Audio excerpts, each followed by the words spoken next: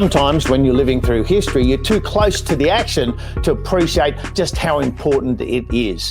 I'd like to point out that over the last 20 trading days, the US S&P 500 index has made 10 new all-time highs. And that's where we stand globally and locally as investors in the share markets. We're at all-time highs and they just keep going higher. At the moment, the NASDAQ 100 has really driven a lot of that action. It's been a very narrowly led rally we've seen across the market, with the megacap stocks in particular dominating the action. Having said that, the action this week has been dominated by the individual stock reports that we've been seeing. We're well underway in the reporting season here in Australia. In the US, we've got the busiest week of their quarterly reporting season. And all those company reports are the main drivers of the market action.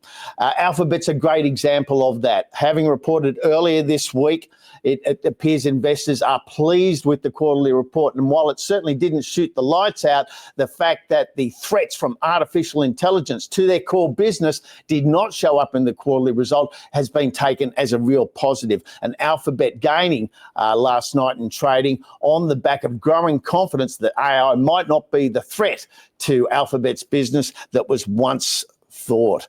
However, Alphabet did buck the trend. A lot of the tech stocks were under pressure, and you might recall that both IBM and Tesla reported after market on Thursday morning after the Wednesday night session. So last night was the first full session where investors had a chance to react to those quarterly reports, and the verdict was not kind. IBM shares fell more than 7.5%. Tesla was down more than 8%.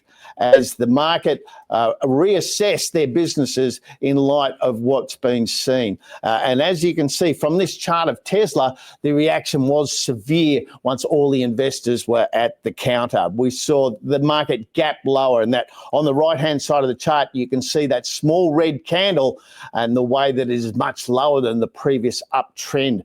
And from a technical point of view, at least, that breaking of the uptrend, the gap lower, and the fact that despite opening lower, it continued lower to leave us with a red candle, are all technical indications that the Tesla share price could continue to come under pressure over the coming days and weeks in reaction to that quarterly result. We also saw some reports last night from Blackstone, the fund manager, up more than 3.5%. Intel, though, in keeping with a lot of other tech stocks, down 4.4% in aftermarket trading. Now, once again, the market hasn't had a chance to react to this in a full session, but having released its result after the overnight session this morning, it's down in aftermarket trading. Does seem to suggest that the investor reaction when we get the full session tonight to the result from Intel will be negative. There's also a warning in last night's action for the luxury good retailers subsector. We've seen a real pressure on Dior and Louis Vuitton Moet Hennessy after their quarterly reports. Both of those stocks down 3.5% in overnight trading. And as you can see from this chart, it continues a downtrend in luxury good retailers. This is the local retailer, Satire.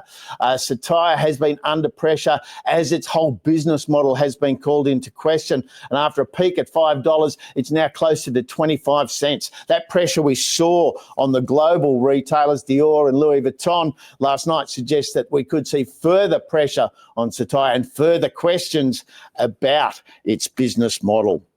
So looking towards today, at the moment, futures are indicating a fall of around 40 points at the open for the Australia 200 index, about 0.5% drop off. However, what will likely determine the overall result for the Australian share market today will be an ongoing switch. Now, we flagged to you at the end of the last half that this could be coming. We've mentioned it earlier in the year as well, and it now appears to be coming into fruition in the new quarter and the new financial year. It looks like major institutional holders are switching in sectoral terms from banks to global miners, and the pressure that we're seeing on those stocks is evident in this chart here. You can see the performance of Fortescue versus the performance here of Macquarie and the divergence we've seen. Now, this is over the month of July, so since the start of the new quarter and the new year, and the price performance of these two stocks speaks to that switch that we're talking about. Macquarie